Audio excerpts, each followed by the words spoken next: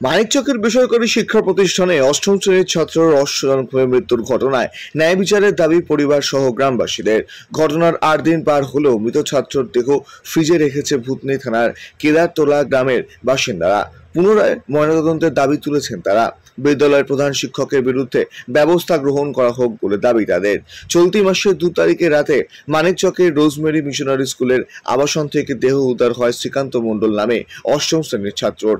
রহস্যজনকভাবে মৃত্যুর ঘটনা সামনে আসে। বিদ্যালয় অবশ্য আত্মহত্যা করেছে ছাত্র বলেই জানায়। গত ২ তারিখ বুধবার রাতে দেহ উদ্ধার হয়। পরের দিন বৃহস্পতিবার দেহ ময়নাতদন্ত হয়।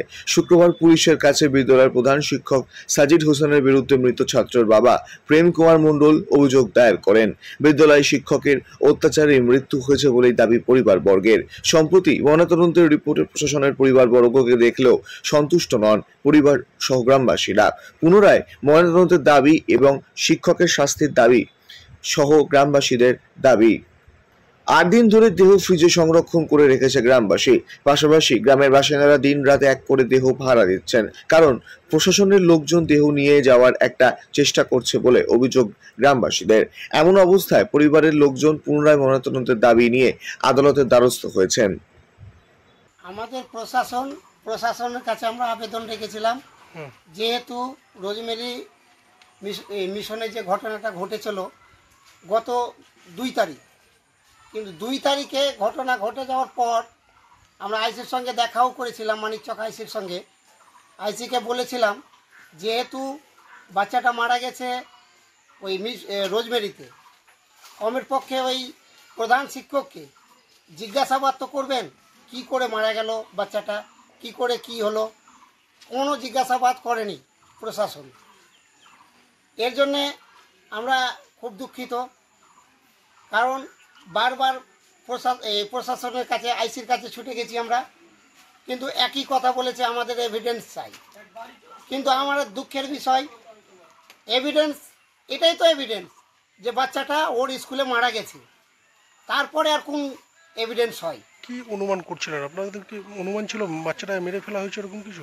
আমরা একদম সম্পূর্ণভাবে জানি বাচ্চাটা এত ছোট বাচ্চা, এত কম বয়সের বাচ্চা এমনি মরতে পারে না। কোনো রকম টর্চারিং হয়েছে, আর কিছু হয়েছে, বা আমরা দাবি করছি প্রধান শিক্ষকই মেরেছে। তাহলে কারণ একটা রিপোর্ট ওরা তৈরি করেছে, পোস্টমর্টম রিপোর্ট, সেই রিপোর্টে কিন্তু আমরা সন্তুষ্ট নই। কি দেখিয়েছে আপনাদের? দেখেছেন রিপোর্ট? রিপোর্টটা দেখেছি। রিপোর্টটাতে লেগেছে হ্যাঙ্গিং, অর্থাৎ ফাঁসি লেগেছে, আত্মহত্যা করেছে। কিন্তু আমাদের ভূতনিবাসীর বিশ্বাস যে না, কোনো মতেই ফাঁসি লাগেনি, তাকে মারা হয়েছে। আমাদের দাবি যে পোস্টমর্টম রিপোর্টটা বেরিয়েছে, সেই রিপোর্টটা ভুল আমাদের মনে হচ্ছে। আমরা আশা রাখছি যে আমাদের লোকজন চেষ্টা করছে। কিভাবে রেখেছেন দেহটা? দেহটা ফ্রিজের মধ্যে রাখা হয়েছে। কদিন হলো আজ? আজ ২ তারিখ থেকে ১ সপ্তাহ হলো। ৮ দিন পার হলো। আমরা সরকারের কাছে আপিল করেছি, রিমেডিকেল করব, তার জন্য আপিল করেছি। যদি মহামান্য আদালত সেই আপিল আমাদের মঞ্জুর করে, তাহলে পুনরায় আমরা রিমেডিকেল করব। মেডিকেলের করার পর আমরা তথ্যটা জানতে পারবো যে সত্যিকারই ঘটনাটা কি ঘটেছে। কারণ আমরা যে মেডিকেল রিপোর্টটা এসেছে তাতে আমরা সন্তুষ্ট নই। যদি আমাদের আবার পুনরায় রিমেডিকেল করব, যদি যে রিপোর্ট আসবে সেই রিপোর্টের ভিত্তিতে আমরা এগোবো। মেডিকেলের দাবি। আর প্রধান শিক্ষককে এখনো পর্যন্ত প্রশাসন আটক করলো না কেন, এর জন্য খুবই দুঃখিত। প্রশাসনের মতো কাজ করেননি। কোথাও অসহযোগিতা করেছে প্রশাসন? না, প্রশাসন সহযোগিতা করলে পরে তো তাকে জিজ্ঞাসাবাদ করতেন, কিন্তু প্রশাসন তো সেইভাবে করেনি, এটাই দুঃখিত।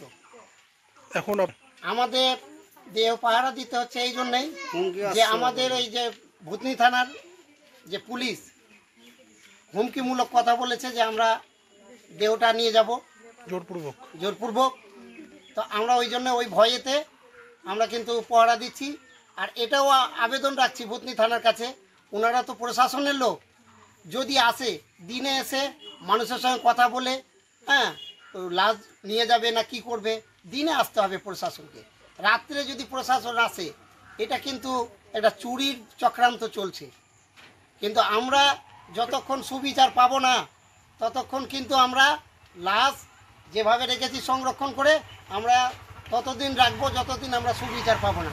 পাহারা দিচ্ছেন দেহ হ্যাঁ, রাত্রে? পাহারা দিচ্ছি আমরা গ্রামবাসী, সমস্ত গ্রামবাসী। কি নাম আপনার? স্বপন মণ্ডল। আপনার কে হলো এটা? আমার হলো ভাস্তার ছেলে। মানে মালদা থেকে পরিত সরকারের রিপোর্ট, কুলিক নিউজ।